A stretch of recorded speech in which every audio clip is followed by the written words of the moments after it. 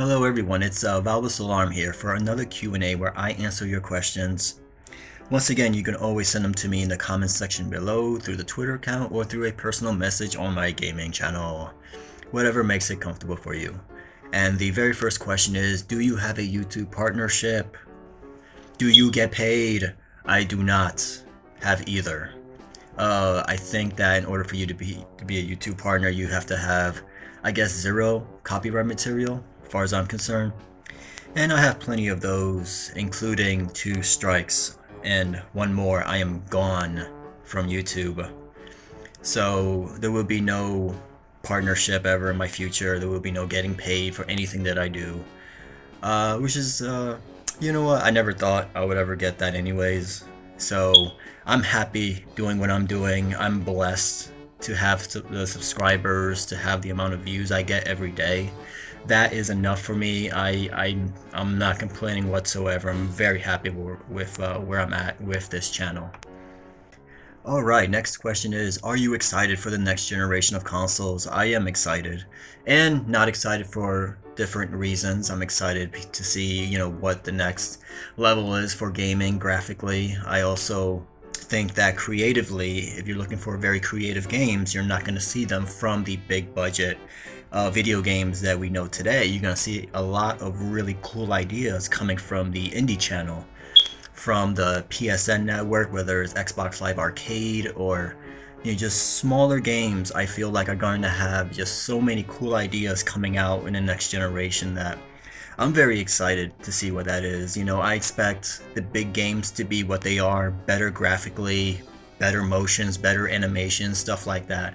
But I'm not seeing a big push on, creativity when it comes to gameplay mechanics or anything like that. I think the indie developers are the ones that are going to be pushing that forward. So, and what I'm not liking in the next generation is the prices. Not all of us have so much money to buy consoles. I have all three. The Wii, I don't have the Wii U. Hopefully one day we'll get the Wii U, but I have the Wii, I have the PS3, and I have the Xbox. It's so much money to get into these kind of things, and I'm expecting these consoles to be roughly about around $400 to $500. There's no way that it will bring out like the original PS3 with $600. I think that was a mistake that PS3 Sony has made, and probably will never do that again. But yeah, it's just the prices. It's just buying these consoles is just so much money, and it's the buying part. It's the purchasing. All these controllers are $60 for controllers.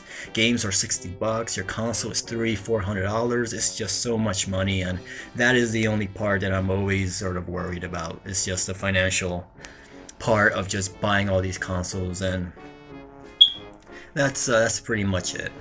Alright, the next question is, what game you feel can one day beat out Call of Duty, the juggernaut that is Call of Duty? There's 2 games I think has great potential to beat out Call of Duty. One is Borderlands. I think the MMO idea of just this first-person shooter, running around, upgrading your level, your weapons, getting a million type of different weapons to choose from. I think that can be something that can be very, very big, like in the next few years. I think Borderlands could be something special in the future. I really do believe they got something cool over there in Gearbox. Another game I think can beat out Call of Duty one day if given the proper attention and given to a pretty cool developer is the SWAT series. SWAT 4 is one of my favorite shooting games of all time. And the one thing I love about SWAT 4, personally for me, is that it has all the modes that you want in a multiplayer game. But it is also not always about shooting the other person. There's levels where you have to go into a facility and you have to hopefully find a way to stop the bad guys, but not necessarily killing them.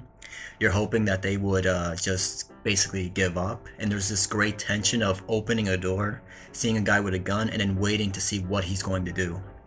Whether he's going to shoot at you, whether he's just going to put his gun down. There's this great 3 seconds of tension that very few military shooting games really have nowadays. And I think that SWAT 4, if they make a SWAT 5, that would be just, I would be all over it. Why they haven't done it before, why they haven't done it yet is beyond me.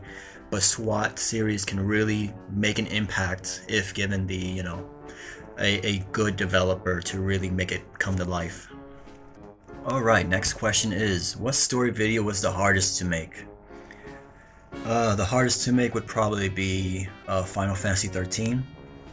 And the unfortunate part is that I had to delete that video because of Square Enix, and they blocked it worldwide, and it was a real bummer.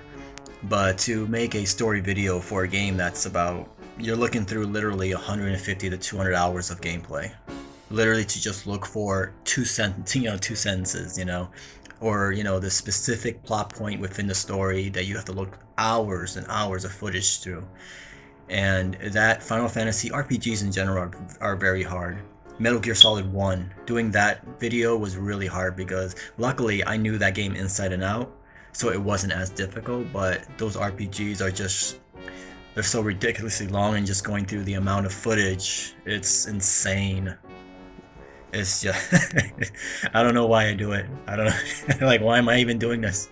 Why am I making these videos and killing myself trying to make these videos work? I don't know. But definitely Final Fantasy 13 is the game that was the hardest to make, and you can't find it because I deleted it. Thank you, YouTube, for blocking it. So that was really unfortunate. Alright, last question is, what female video game character would make a bad mom? Now, I would say Bayonetta would make a pretty bad mom. I remember playing this game, and there was a level where you actually meet this little girl. And she's an adorable little girl, looks just like Bayonetta, and there's plot points to that during the game. But there's actually this level where there's a thunderstorm happening, and I mean like serious thunderstorm, lightning, boom, everything, And there are literally, like, she's walking with Bayonetta in this thunderstorm. And like this little, I don't know, she's like 4 or 5 years old little girl. And she's in the middle of this crazy thunderstorm, and Bayonetta's just walking by. I was like, just come with me. It's like not even like comforting her or anything. It's just like, I just walk, you'll be alright. It's just a little rain, no big deal. And I'm like, oh, you son of a bitch. You mother effer, how can you do that to her? She's just a little girl. But you know what? That was I thought that was funny. I was like, oh, she would make a bad mom. Bayonetta, she kicks ass, and they ended up getting a little friendship towards the end. But I don't know about Bayonetta as a mom. I don't know. I just don't know about that. Alright, and that's it for this week. I just want to thank everyone for subscribing, for checking out the channel, for viewing some of my videos. You guys are awesome. You guys make it worth doing all this hard work. And I wish you guys the best of luck, and stay safe, okay?